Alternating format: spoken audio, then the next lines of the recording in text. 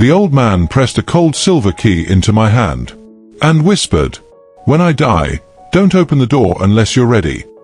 3 days later, he was gone, and the door he warned me about started calling my name.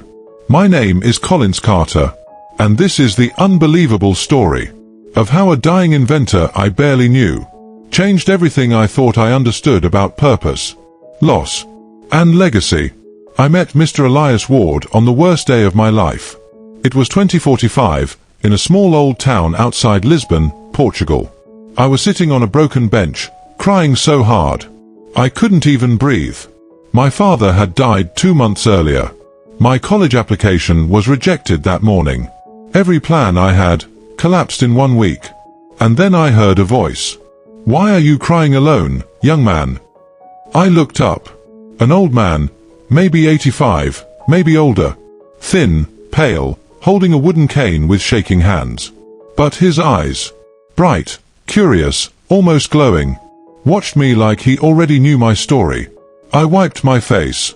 I lost my chance. I lost my future. He slowly lowered himself onto the bench beside me. "No one loses the future," he said softly. "Sometimes it just hides." I didn't understand. Not yet. Then he asked, "What did you dream of?" I wanted to be an engineer, a maker, someone who builds things that help people. And for the first time, the old man smiled. "Then get up. I want to show you something very important." His house was small and silent, but hidden behind it stood a metal door with no windows, the same door he would later give me the key to. When he unlocked it, the smell of metal and old memories rushed out. Inside was the strangest workshop I had ever seen. Machines made from spare parts, tools he probably used for 50 years, drawings covering every wall, soft humming from devices I couldn't name. He lifted a dusty cloth and said proudly, "This is my life's work." There were simple machines, a portable water cleaner, a solar fan, a handmade rescue drone, things that could save thousands of people in poor communities. I whispered, "These are incredible. Why aren't they everywhere?" His smile faded. Because the world wanted expensive things, and my ideas were too simple, too cheap, too useful. There was pain in his voice, a lifetime of rejection hiding behind his calm smile. Then he looked at me, a long, deep, almost searching look. "Collins, there's something I must finish before I leave this world. And I can't do it alone." Under another cloth, he revealed a device that stunned me. A small handheld medical scanner, solar-powered, designed to detect malaria, infections, early illness, with just a drop of blood. Even I could tell. This thing could save millions of lives. "But it's not finished," he said. "My hands shake now. My mind wanders. I need young eyes, young hands, a young heart." I stepped back. "I don't know enough. I didn't finish school." He tapped his chest. "You do not need a degree to fix the world. You only need courage." Then he held my hand. His voice shook. "Help me finish this. And when I am gone, promise me you'll continue." I made the promise. I didn't know then how heavy it would become. Every day, I returned to the workshop.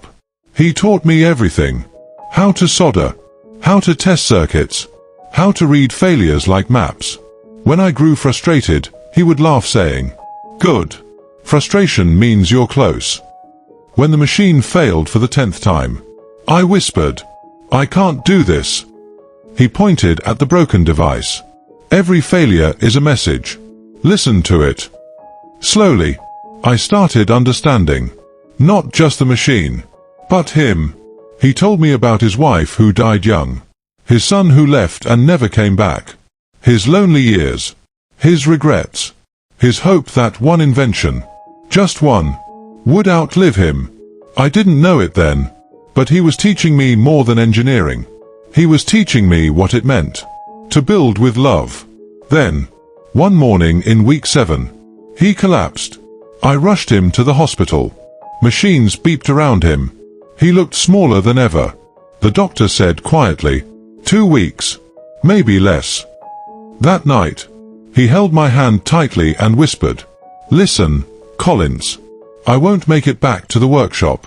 So I will tell you everything you must do. Every step." His voice was weak, but his mind was sharper than any machine he ever built. For 1 hour, he explained every final piece, every wire, every calibration, every secret. And then he looked at me, as if looking through me. "Finish it. Please. That is my last wish." I promised again, with tears running down my face. He died 3 days later. His son flew in for the funeral, cried, apologized. Too late for the conversations that mattered. When everyone left, I walked alone into the workshop. His tools still sat where he left them. His chair still held the shape of his back. I closed the door and started working. Days blended into nights. 12 more failures. 12 more lessons. And then, on a quiet morning, with the sun hitting the window just right, the device beeped. A clear, sharp, perfect sound. It worked.